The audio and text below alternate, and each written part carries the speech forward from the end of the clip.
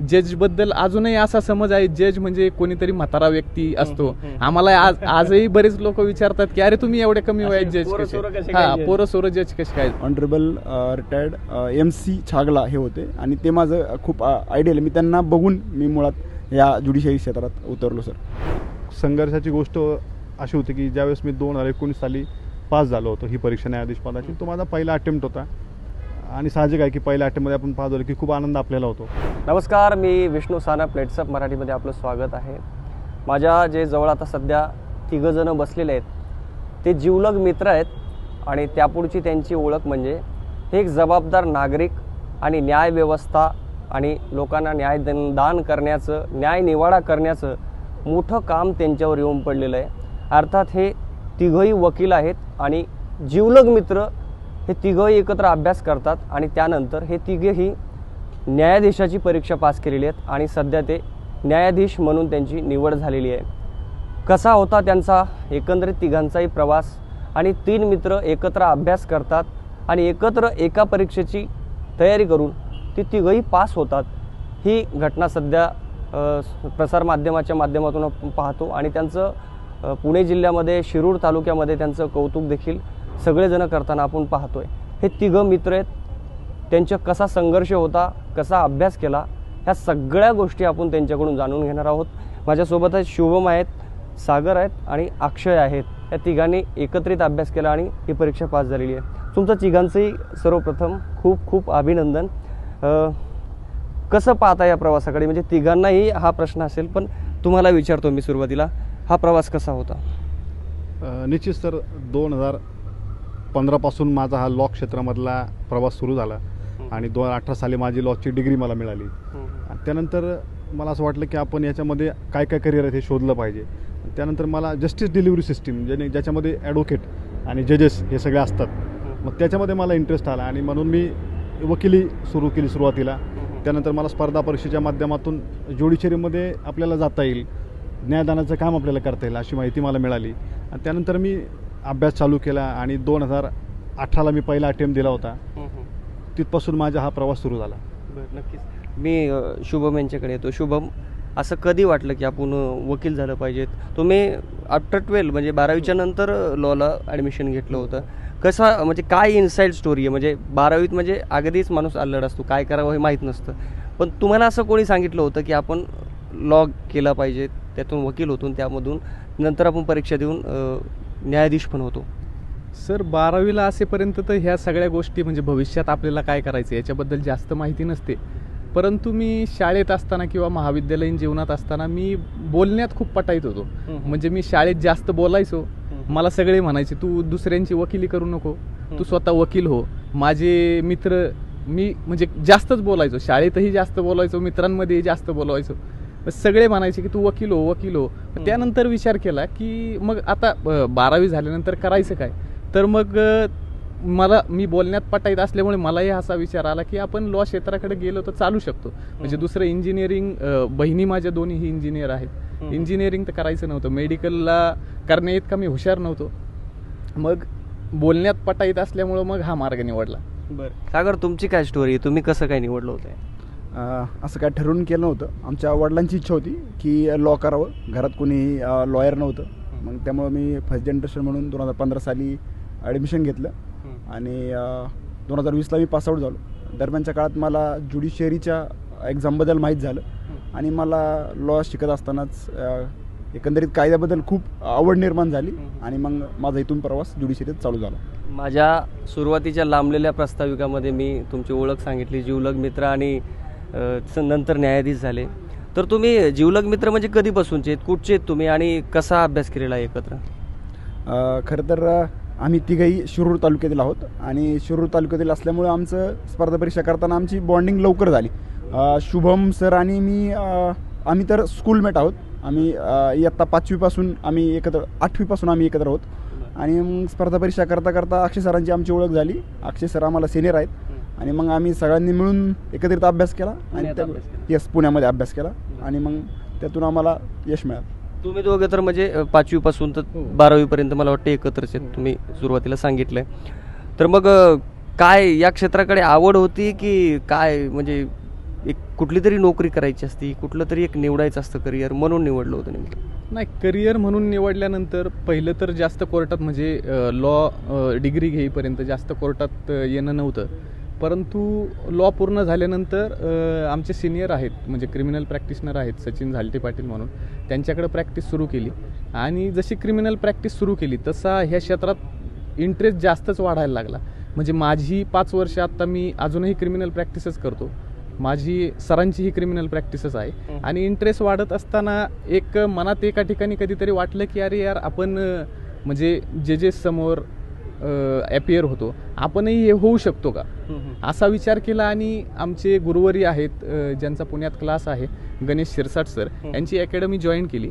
Academy join करत असताना असं वाटत होतं की यार आपल्याच्याने हे होऊ शकत नाही. म्हणजे जज व्हायचं म्हणजे पहिलं तर ग्रामीण भागात किंवा शहरी भागातही जजबद्दल अजूनही असा समज आहे जज म्हणजे कोणीतरी म्हातारा व्यक्ती असतो. आम्हाला आजही बरेच लोक विचारतात की अरे तुम्ही एवढे कमी वयात जज कसे, हा पोरं सोरं जज कसे काय झाले. तर ज्यावेळी क्लासला गेलो होतो पहिल्या दिवशीच इंट्रोडक्टरी लेक्चर असतं, तर ते सरांचं असं आहे, गणेश सरांचं, ते एवढं मोटिवेट करतात यार असं वाटलं की आपण होऊ शकतो. आणि त्यानंतर एक मला जे म्हणजे त्या ठिकाणी सरांचे जे एक स्टुडंट आहेत ते त्यांना बोलवतात सर लेक्चरसाठी, जे जजेस झालेले आहेत. तर त्यांच्या याच्यातून एक कॉमन फॅक्टर जाणवला की आपण जर सोशल मीडियापासून बाजूला राहिलो तर हे कदाचित शक्य होऊ शकतं. मग 2021ला प्रॅक्टिस करत असतानाच असं ठरवलं की आपण केलं पाहिजे, प्रयत्न केला पाहिजे. मग ठरवलं, आम्ही सगळ्यांनीच ठरवलं होतं, सगळ्यांचंच सोशल मीडियापासून आम्ही सगळेच दूर होतो की जोपर्यंत आपण काहीतरी होत नाही. मग एकतर आता प्रॅक्टिस करत असताना वय एवढं झालेलं असताना 27-28 झालेलं असताना घरची थोडीफार जबाबदारी पडलेली असताना आपण जास्त काळ या क्षेत्राला देऊ शकत नाही. म्हणजे ज्युडिशरीचं प्रिपरेशन करत असताना आपल्याकडे जास्त काळ नाही, पण जोपर्यंत आपण म्हणजे जेवढा काळ आपण करणार आहोत प्रिपरेशन तेवढं मन लावून करू, सोशल मीडियापासून व्हॉट्सअप फेसबुक या सगळ्यांपासून बाजूला राहू. आणि 2021च्या मला वाटतं ऑक्टोबर-नोव्हेंबर महिन्यामध्ये मी सोशल मीडिया बंद केलं. आणि आता ज्यावेळेस मेन्सला सिलेक्शन झालं, इंटरव्ह्यूचं प्रिपरेशन करताना थोडी व्हॉट्सअपची गरज लागते, डाटा वगैरे काही जजमेंट्स वगैरे येतात ग्रुपला, त्याच्यामुळं व्हॉट्सअप फक्त चालू केलं होतं त्या काळात. आणि असं ठरवलं होतं, म्हणजे सगळ्यांनीच असं ठरवलं होतं की आपली पहिली पोस्ट यार आपण टाकायची की मी जज झालो म्हणून. म्हणजे एक 2-3 वर्ष बाजूला राहिलो पण त्यापासून फायदा झाला. आता मी ज्या भागातून येतो शिक्रापूर भागातून, तिथं जर आपण म्हणजे सोशल मीडिया एखाद्याचं बंद असेल, मोबाईल बऱ्याच वेळ मी बंद ठेवायचो, लायब्ररीत मोबाईल नेत नव्हतो, तर म्हणजे असा ज्याचा मोबाईल बंद आहे, ज्याचा व्हॉट्सअप बंद आहे, त्याच्यात आमच्या इकडं असा समज होता की हा 100% कशात तरी गुंतलेला आहे, हा, आणि हा मोठ्या आर्थिक विवंचनेत किंवा मोठ्या आर्थिक संकटात सापडलेला आहे. माझ्याबद्दल अशी चर्चा झाली, हा 100% गुंतला, याचं व्हॉट्सअप बंद आहे, फेसबुक बंद आहे, मोबाईल बंद असतो. परंतु आम्ही सगळ्यांनी असं ठरवलं होतं की काही हो, आर या पारची लढाई करायची. आणि सर माझा पहिलाच प्रयत्न होता, पहिल्याच प्रयत्नात हे यश मिळालं. आणि हे आम्ही 3 जणांनीही ठरवलं की आपली पहिली पोस्ट आपण जज झालो ही टाकायची. आणि त्या पद्धतीने आम्ही पहिली पोस्ट आमची म्हणजे ज्या लोकांनी आम्हाला स्टेटस ठेवली होती ती रिपोस्ट केली आणि जज झालो म्हणून पहिली पोस्ट टाकली. बरं, आताच तुम्ही बोलताना असं सांगितलं की असे पोरं सोरं जज असतात का, एक मोठे वयोवृद्ध माणसं चित्रपटात दाखवत असतात, तर असे कोणी प्रश्न केले का गावात? तुम्ही सांगितलं की आम्ही आता न्यायाधीश झालो, जज झालो, तर असे कोणी असे गमतीदार किस्से बरेच होतात. आता आमच्याच एक मामाची इकडं मला एक आमचा मामाचा मुलगा सांगत होता की अशी चर्चा आहे, तो आता पहिले 5 वर्ष जजच्या हाताखाली काम करणार, त्याच्यानंतर तो जज होणार. म्हणजे अशाही खूप गमतीदार, कारण लोकांना माहीतच नाही की एवढ्या कमी वयात पण जज होऊ शकतं. आता आमच्यापेक्षा काही कमी वयात असलेले जे फ्रेशर्स म्हणून अटेम्प्ट देतात ते कमी वयात आहे, म्हणजे 23, 24, 25 वयातही जजेस होतात. बरं, तुमचा काय अनुभव या संदर्भात? याबद्दल असं स्पेसिफिक मला कोणाचं म्हटलं नाही, पण जसं शुभम सर म्हटले की काही जण विचारतात की आता म्हणजे न्यायाधीश झालात म्हणजे आता तुम्ही सब न्यायाधीश झालात का, तुम्ही साईडला बसणार का, तुम्ही जज झाला का, क्लर्क झाला, असे प्रश्न विचारतात सर. तुम्ही आता बोलताना सर म्हणता त्यांना, बरं असं तुम्ही उपरोधिक बोलताय की खरंच सर म्हणायला सुरुवात केली आता निवड झाल्यापासून? नाही, आम्ही प्रिपरेशनपासूनच आम्ही असं सर्वजण म्हणजे ॲक्च्युली वकिली क्षेत्रामध्येच सर्वजण सर्वांना रिस्पेक्ट देऊन बोलण्याची प्रथा आहे आणि मग तीच आमच्या सिनियरने आम्हाला शिकवली आणि आम्ही तसं वागतो. रूमवर असताना पण आवाजाव करायची की कसं मित्र म्हणून? नाही, आम्ही जर मित्र असेल तर आम्ही कधी बोलतो तसं, परंतु आम्ही जर जास्त लोकांमध्ये असेल तर आम्ही सर म्हणून बोलतो. मग तुमची एक वेगळी स्टोरी आहे, म्हणजे तुम्ही आफ्टर ग्रॅज्युएशन तुम्ही हे केले म्हणजे वकिली केली आणि त्यानंतर हे झालं, तर तुम्ही वकील झाल्यानंतर तुमचे काय अनुभव होते? निश्चितच की ज्यावेळेस 2018ला माझी LLB झालं, पण त्याच्या आधीपासूनच मी कोर्टामध्ये वगैरे जात होतो आणि त्या वेळेपासूनच मी हे जे न्यायदानाच्या क्षेत्रामध्ये कॉन्ट्रीब्युशन करणारे वकील मंडळी असतील, न्यायाधीश असतील, या सगळ्यांना पाहत होतो. आणि तिकडनं पाहत असताना की एक अनुभव आपल्याला, आपण स्वतः काम करतो त्यातनं पण येतो आणि जे आपण ऑब्झर्वेशन करतो त्यातनं पण आपल्याला अनुभव येतो. आणि त्यातनं काम करत असताना अनेक केसेस सिव्हिलमध्ये माझी प्रॅक्टिस आहे, तर तिकडचे मला सिव्हिलचे बरेचसे मला अनुभव त्याच्यामध्ये आलेले आहेत. नक्कीच प्रेक्षकांना थोडंसं बोलायचं की अनेक चार पाच मित्र किंवा काही मित्र जमले की पार्टीचं नियोजन होतं किंवा वेगवेगळ्या मोहिमी ते आखतात आणि त्याच्यावर काम करतात. मात्र हे मित्र आहेत, हा जे व्हिडिओ पाहत असतील नवोदित, की आपण मित्र मिळून एक चांगला संकल्प आणि चांगला उद्देश घेऊन चांगलं काम करू शकतो, करिअर घडवू शकतो. हा एक जिवंत उदाहरण आपल्यासमोर आहे. तुमच्याकडे येतो आहे. वकिली तुम्ही कुठे केली, म्हणजे शिवाजीनगर कोर्टामध्ये केली आहे? कुठल्या कुठल्या विषयामध्ये तुम्ही वकिली करत होता आणि काय अनुभव होते वकिलीच्या दरम्यानचे? मी शिवाजीनगर कोर्टात प्रॅक्टिस चालू केली. म्हणजे 2019 साली पासआउट झाल्यानंतर माझी मेजर प्रॅक्टिस ही क्रिमिनलमध्येच होती. सिव्हिलचे जास्त खटले मला पाहायला मिळाले नाही किंवा मी अनुभव घेतलेला नाही, पण क्रिमिनल प्रॅक्टिसमध्ये मी होतो. मग त्यात सगळ्याच प्रकारचे क्रिमिनल, म्हणजे पेटी ऑफेन्सेसपासून मर्डरच्या ट्रायलपर्यंत मी आमच्या सिनियरच्या मार्गदर्शनाखाली काम केलेलं आहे. आता याच्यात जर पाहिलं तर काही इंटरेस्टिंग केसेस आहेत माझ्या याच्यात घडलेल्या. तर आमची एक केस होती की एक आरोपी होता, म्हणजे त्याच्यावर आधीचे गुन्हे होते, तर त्याच्या सांगण्याप्रमाणे एक खोटा गुन्हा दाखल झाला 399चा, म्हणजे प्रिपरेशन ऑफ डकॉइटीचा गुन्हा दाखल झाला. तर त्या संदर्भात आम्ही हायकोर्टात रिट फाईल केली. तर त्यात म्हणजे खोटा गुन्हा आहे असं प्रायमा फेसी कोर्टाने हे करत त्याच्यात CID इन्क्वायरीचे आदेश दिले. त्यानंतर आपले समर्थ पोलीस स्टेशनच्या 2 पोलीस अधिकाऱ्यांवर अबेटमेंट टू सुसाईडचा गुन्हा दाखल झाला होता. तर त्यांच्या बेलसाठी मी असिस्ट टू प्रॉसिक्युशन म्हणून कंप्लेनंतर्फे पुणे कोर्टात हजर झालो होतो. तर त्याच हजर होऊन आम्ही त्यांची 2 बेल, म्हणजे त्यात युक्तिवाद करून मेहरबान न्यायालयाने ती दोन्ही बेल फेटाळले. त्यानंतर बऱ्याच प्रकरणांमध्ये आरोपींतर्फे ही मी 302ची प्रकरणं असतील, 376ची प्रकरणं असतील, 307ची प्रकरणं असतील, ह्या भरपूर प्रकरणांमध्ये मी काम केलेलं आहे. तुमच्या कुठल्या वकिलीच्या कार्यकाळातील अशा कुठल्या केसेस की त्या आठवणीत आहेत? मी मोस्टली सिव्हिल मॅटर पाहिले, क्रिमिनल मॅटर जरा कमी पाहिले. त्यामध्ये मग क्रिमिनल मॅटरमध्ये काही बेल पाहिले आणि फॅमिलीमध्ये पण प्रॅक्टिस केली. मग सिव्हिलमध्ये मी काही रिकव्हरीचे मॅटर पाहिले, रिकव्हरी ऑफ मनी, मग त्यामध्ये काही चेक बाउन्स असतील, काही समरी सूट्स असतील.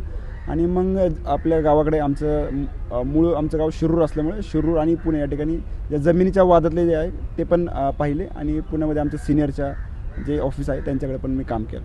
तुमच्या कुठल्या महत्त्वाच्या केसेस, म्हणजे शिवाजीनगर कोर्टामध्ये काम करत असताना तो सिव्हिलमध्ये तुम्ही काम केलेलं आहे? कसं की प्रत्येक वकिलासाठी प्रत्येक केस एक महत्त्वाची असते, चॅलेंजिंग असते, छोटी मोठी असं आम्ही तरी समजत नाही. पण त्यातल्या त्यात काही गोष्टी ज्या की अशा होत्या की शेतकऱ्यांच्या केससाठी सरांनीना आम्ही सोबत काही केसेस पाहिलेले आहे. 17 शेतकऱ्यांना आम्ही रस्ता मिळवण्याच्या केसमध्ये सुद्धा होतो, पण अनफॉर्च्युनेटली त्याच्यामध्ये आता ट्रायल कोर्टने अजून आमच्या बाजूने निकाल दिलेला नाही, पण अजून प्रयत्न चालूच आहेत आमचे. त्याच्यामध्ये अशा अनेक गोष्टी त्याच्यामध्ये सांगता येईल. आता 7-8 वर्षामध्ये अनेक गोष्टी पाहिलेल्या आहेत, पण त्या दिवाणी स्वरूपाच्या असल्यामुळे असं त्यात काही इंटरेस्टिंग असं काही नसतं त्यामध्ये. प्रत्येक गोष्टीला तितका सिरियसनेस देऊन आपण पाहतो, असं त्यामध्ये आहे. मग तुम्ही वकील असताना तुमच्या आशिलाची बाजू, युक्तिवाद हा मोठ्या जोराने करत असता, पुढे जज बसलेले असतात, तर त्यावेळी ते एक एक्साइटमेंट असते की आता न्यायाधीश काय निकाल देणार आहे, काय कुठल्या मापदंडाने आता या सगळ्या केसला पाहणार आहे, या सगळ्याची धाकधूक होती.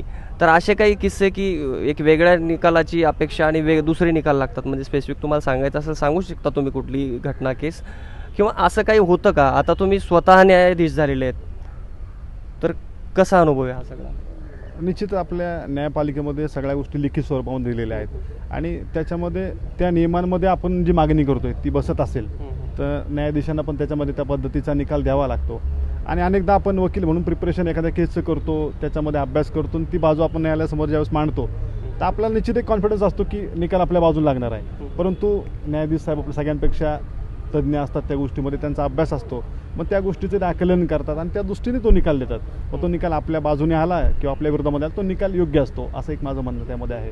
युवा म्हणलं की एक परिवर्तन करण्याची धडपड किंवा काहीतरी आपण वेगळं केलं पाहिजे, त्याच्यापेक्षा काहीतरी वेगळं केलं पाहिजे असे मनात विचार येणं स्वाभाविकाने येतात.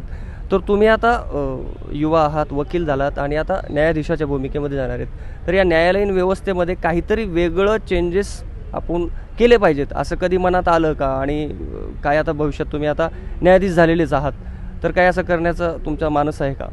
निश्चितच आहे की आपल्या भारतामध्ये आपण नेहमी पेपरला देखील पाहतो की न्यायालयीन प्रकरणांची जी संख्या आहे ती प्रलंबित, भरपूर अशी प्रकरणं प्रलंबित आहेत किंवा ट्रायलाभावी अनेक कैदी जेलमध्ये सुद्धा त्यांची शिक्षा म्हणजे घोषित होण्याच्या आधी शिक्षा भोगत आहेत.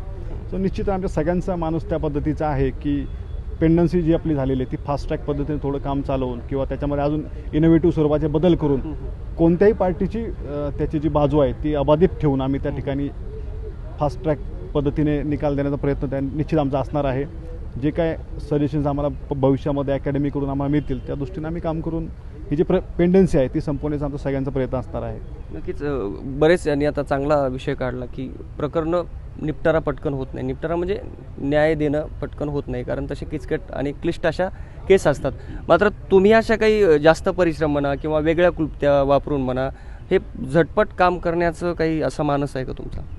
नाही सर, मला असं वाटतं की ह्या गोष्टींसाठी टाईम मॅनेजमेंट सगळ्यात महत्त्वाचं आहे. जे की आमच्या प्रिपरेशनमध्ये पण आम्हाला त्याचा उपयोग झाला. म्हणजे टाईम मॅनेजमेंट केली आपली व्यवस्थित, जर टाईम मॅनेजमेंट असेल, आता भरपूर जजेस आहेत पुण्यातले पण आम्ही ज्यांना पाहतो टाईमचं मॅनेजमेंट व्यवस्थित करून भरपूर केसेसचा निपटारा ते करतात, भरपूर केसेसचा निकाल त्यांच्याकडे लागतो. तर टाईम मॅनेजमेंट जर केली व्यवस्थित, जर प्रत्येकाची आपली टाईम मॅनेजमेंट व्यवस्थित असेल तर मला नाही वाटत की म्हणजे माझ्या कोर्टात समजा आता ज्यावेळी मी न्यायाधीश म्हणून काम करेल तर माझ्या कोर्टातली पेंडन्सी आपोआप कमी होईलच सर. म्हणजे टाईमचं मॅनेजमेंट हे सगळ्यात महत्त्वाचं त्या बाबतीत. आता तुम्ही म्हणजे वकिलीचा अभ्यास केला, त्याच्यानंतर न्यायाधीशाची परीक्षा दिली होती, त्यावेळेस असे कुठले प्रकरणं होते भारतातले जगातले की जे तुम्हाला अभ्यासक्रम करत असताना किंवा अभ्यास करत असताना उपयोगी पडले आणि जे काही एक वेगळे प्रकरण आहेत ते तुम्हाला वेगळे वाटतात, असे कुठले प्रकरणं?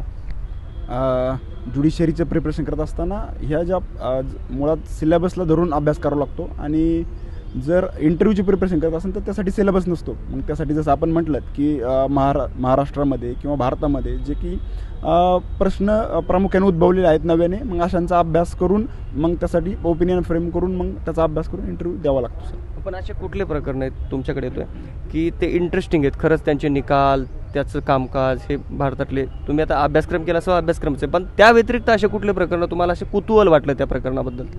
आता मी क्रिमिनलची प्रॅक्टिस करत होतो. क्रिमिनलची प्रॅक्टिस करत असताना एक सर्कमस्टन्शियल एव्हिडन्स म्हणजे त्या बाबतीत एक लँडमार्क जजमेंट आहे, ती पुण्यातलीच केस आहे. सारडा म्हणून शरद सारडा म्हणून केस आहे. तर त्या केसचा एक अभ्यास मी प्रामुख्याने केला यात.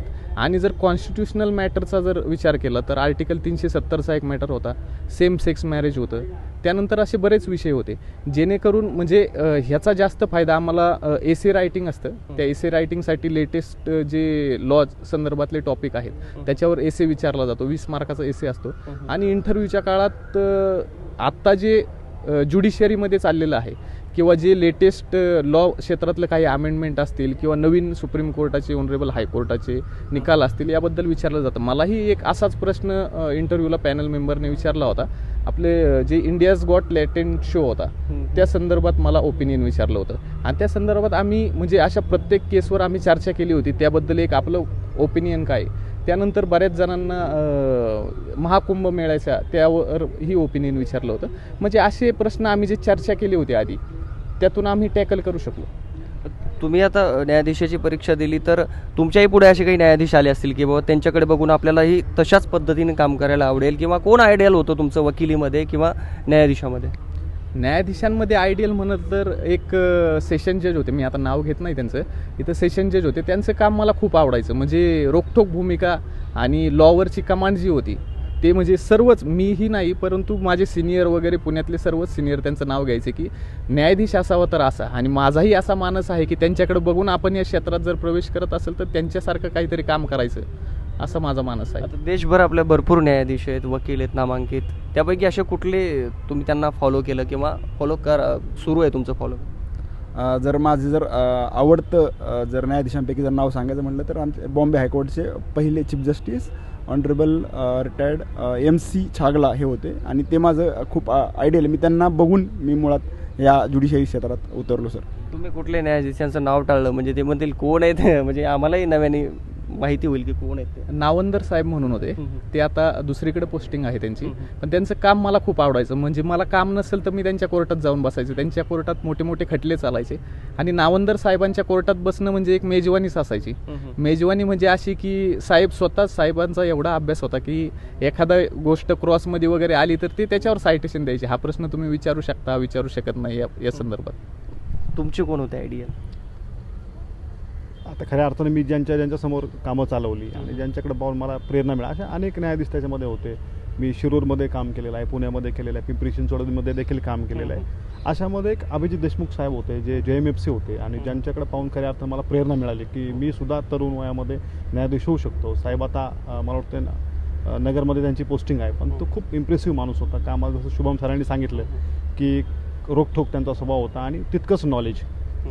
सो बरं, आता हे परीक्षा पास झाल्यानंतर तुमच्या घरच्यांच्या काय रिॲक्शन होत्या? घरचे काय करतात नेमकं? किंवा तुमच्या तिघांच्या घरी बॅकग्राऊंड होतं का? कोणी वकील होतं का? किंवा या व्यवस्थेमध्ये होतं का? निश्चित सर की माझ्या कुटुंबामध्ये 12वी उत्तीर्ण झालेला मी पहिला तरुण आहे आणि त्याचा मला अजिबात गर्व नाही आहे. उलट ते एक कमीपणा माझ्यासाठी आहे की माझ्या कुटुंब शिकलेलं नाही आणि आम्ही सगळ्यांनी त्यांनी त्या गोष्टीची त्यांनी फायदा घेतला. त्यांनी सांगितलं की आमच्यात कोणी शिकलेलं नाही आहे, तू शिक. त्यांनी मला प्रेरणा दिली. मला त्यांनी 2 माझे ग्रॅज्युएशन झाले, ते एक माझं पोस्ट ग्रॅज्युएशन झालेलं आहे. त्यांचे अजूनही मला PhD सुद्धा कर म्हणतात ते.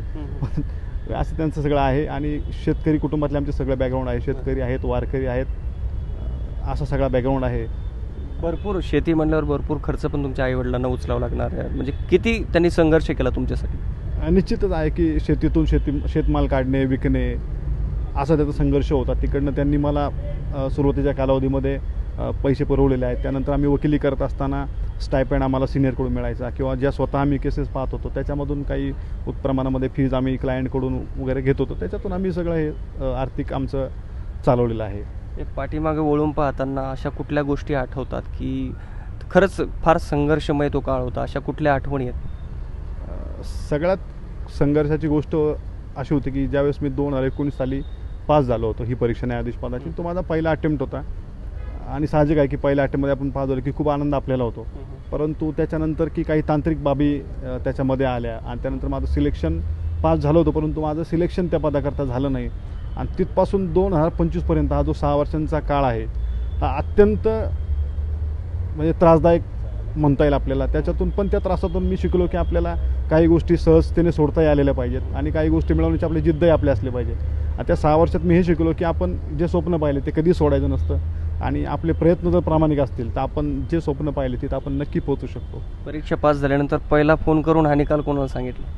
साहजिक आहे, मी पुण्यामध्ये होतो आणि कुटुंबातल्या व्यक्तींना मी सांगितलं, वडिलांना सांगितलं, आईला सांगितलं, माझ्या चुलत्यांना सांगितलं. काय रिॲक्शन? त्यांनी कन्फर्म केलं, बाबा पहिल्यासारखं तर काही नाही ना की कन्फर्म आहे ना आता, अशा पद्धतीत होतं. आणि ते म्हणले लवकरात लवकर घरी आहे, ही त्यांची रिॲक्शन होती. आता कॉमन स्पर्धा परीक्षेचे अभ्यास करणाऱ्या मुलांना हिनवलं जातं, बोललं जातं की इतक्या वर्षी तू काय करतो, कसं करतो, असे प्रश्नचिन्ह उभं केले जातात समाजातील काही लोकांकडून. तर तुम्हाला असा काही बरा वाईट अनुभव? चांगला अनुभव खूप आले मला की माझ्या जर्नी नेहमी लोकांनी ॲप्रिशिएट केली की तुम्ही होताल.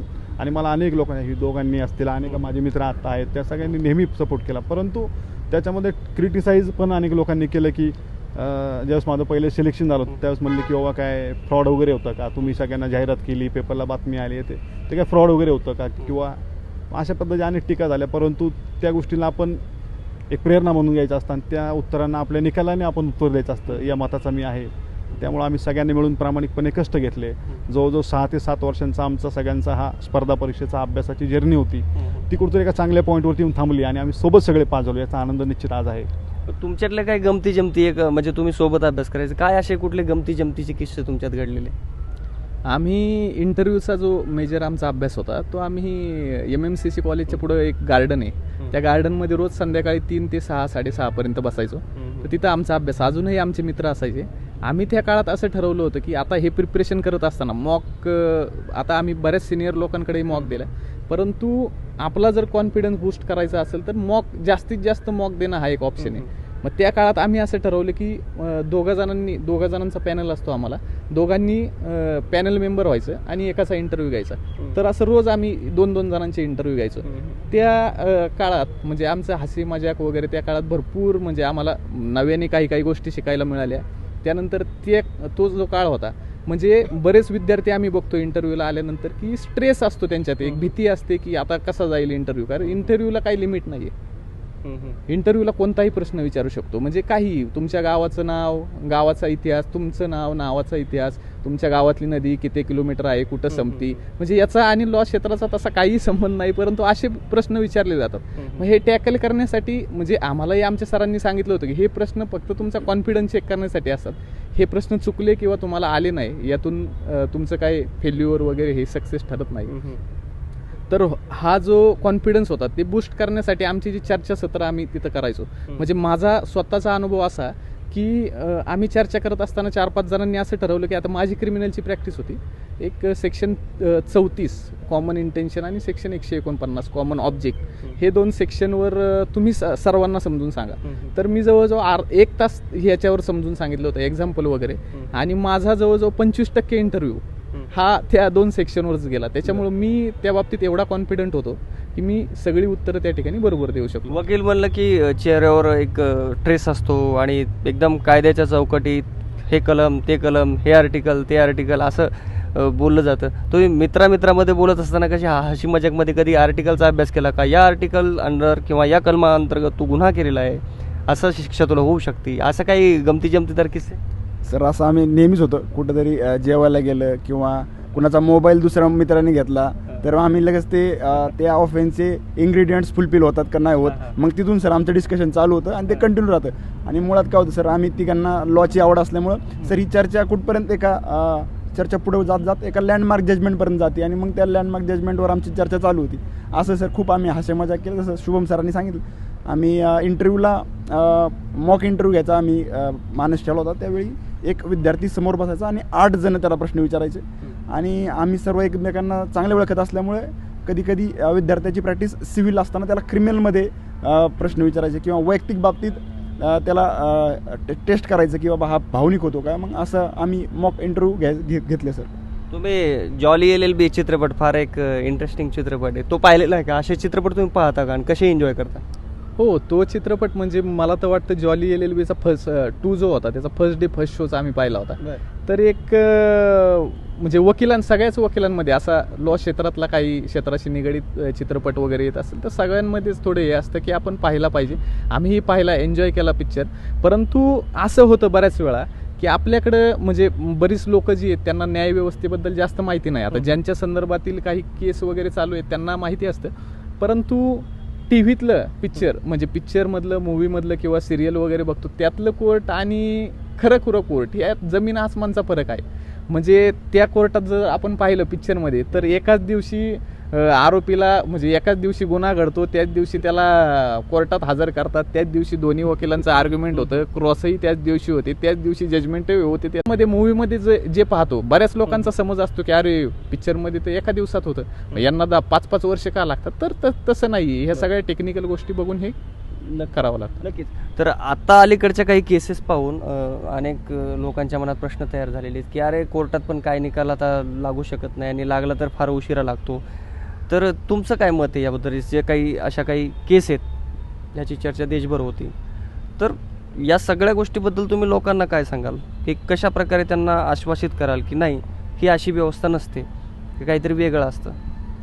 निश्चित आहे की ज्यावेळेस आपण न्याय मागायला एखाद्या ठिकाणी जातो आणि नाही ही अशी गोष्ट आहे की ज्याचा भारतातल्या प्रत्येक नागरिकाचा त्या गोष्टीवरती विश्वास आहे आणि नाही हा क्विकमध्ये नाही होऊ शकत नाही. मला असं म्हणणं इन्स्टंट जस्टिस असू शकत नाही. जसं की एखाद्या व्यक्तीवरती आरोप ठेवला की याने XYZचा मर्डर केलेला आहे, त्याचा आपण एन्काउंटर करून न्याय मिळावा, हा न्याय असू शकत नाही असं माझं ठाम मत त्या ठिकाणी आहे.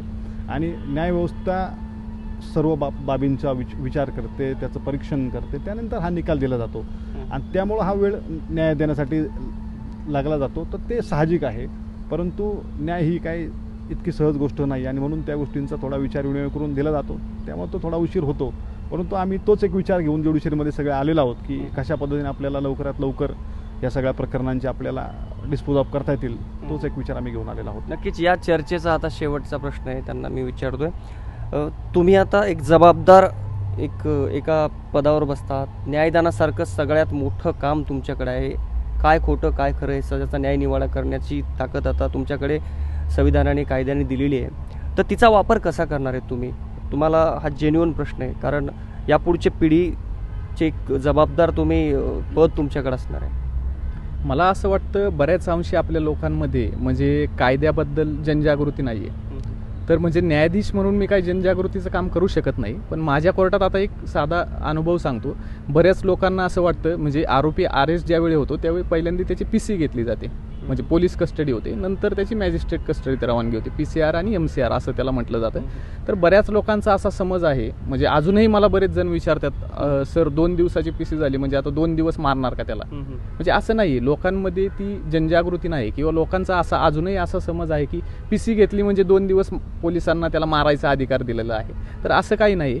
माझ्या भविष्यात माझ्या कोर्टात जी केसेस येतील, आता लँडमार्क जजमेंट आहे त्या बाबतीत, तर त्यात असं सांगितलं आहे की मॅजिस्ट्रेटने पहिलं काय करायचं, जर आरोपीला पोलिसांनी अटक करून न्यायालयात हजर केलं तर त्याचे पहिले अधिकार त्याला सांगणं गरजेचं आहे. म्हणजे पोलिसांनाही सांगावं लागतात आणि मॅजिस्ट्रेटनेही ते सांगणं गरजेचं आहे की तुला मारहाण झाली का, मारहाण झाली असेल तर त्याचं रिपोर्टिंग डिस्ट्रिक्ट जज साहेबांकडे करणं, ह्या सगळ्या गोष्टी आहेत. तर ह्या सगळ्या गोष्टी ज्या आहेत माझ्याकडून जेवढं शक्य होईल तेवढं मी करेल. काल परवाच सत्कार समारंभानिमित्त एक डिस्ट्रिक्ट जज आम्हाला भेटले होते. त्यांनी मला एक सल्ला दिला की शुभम, मी काही तुला जास्त सांगणार नाही, मी फक्त एकच गोष्ट सांगतो, आज ह्या ज्युडिशरीवर, ह्या न्यायव्यवस्थेवर लोकांचा एवढा विश्वास आहे आणि तुम्ही जे नवीन जजेस आहात तुमचं फक्त एकच काम आहे की हा जो विश्वास आहे तो टिकवण्याचं काम आपलं आहे. तर त्यांनी मला एवढाच सल्ला दिला आणि मी आमच्या तिघांच्याही वतीने सर्वांना जे प्रेक्षक पाहत आहेत यांनाही सांगू इच्छितो की आम्ही तिघंही भविष्यात न्यायव्यवस्थेवरचा हा जो विश्वास आहे तो अजूनही दृढ करण्याचं काम आम्ही भविष्यात नक्कीच करू. नक्कीच. तर हे आहेत 3 जिवलग मित्र. तिघांनी एकत्रित वकिली केली, एकत्रित अभ्यास केला, न्यायाधीशाची परीक्षा त्यांनी पास केली आणि आता तिघंही हे मित्र एक न्याय देण्याचं आणि जो कायदा आहे, कायदा मजबूत करण्याचा आणि लोकांच्या मनात सध्या जी न्यायालयीन व्यवस्थेबद्दल प्रश्नचिन्ह उभं राहिलेले आहेत ते सगळं सुरक्षित ठेवण्याची मोठी जबाबदारी त्यांच्याकडे आहे. लेट्स अप मराठीच्या वतीनं तुमच्या तिघांचंही अभिनंदन आहे. तुमच्या तिघांनाही पुढील वाटचालीसाठी खूप खूप शुभेच्छा. या चर्चेमध्ये आपण थांबतोय. धन्यवाद. सोशल मीडियाच्या भाऊ गर्दीत विश्वासार्हतेने चकाकणारे नाव म्हणजे लेट्स अप मराठी. सगळ्यांना, सगळ्या नागरिकांना ती स्पीच, ती लेट्स अप वरील मुलाखती म्हणजे विचारांचा खजिना. त्यानंतरच्या निवडणुकीमध्ये मला सोडून गेले. बातम्या केवळ वस्तुस्थिती सांगणाऱ्या, न प्रोपगंडा, फक्त जनतेचा अजेंडा. क्योंकि आने वाला कल जाने वाला है, जाने वाला कल आने वाला है. राजकारण, मनोरंजन असो की क्रीडा क्षेत्र, महाराष्ट्राची स्पंदने संवेदनशीलतेने टिपणारे माध्यम म्हणजे लेट्स अप मराठी.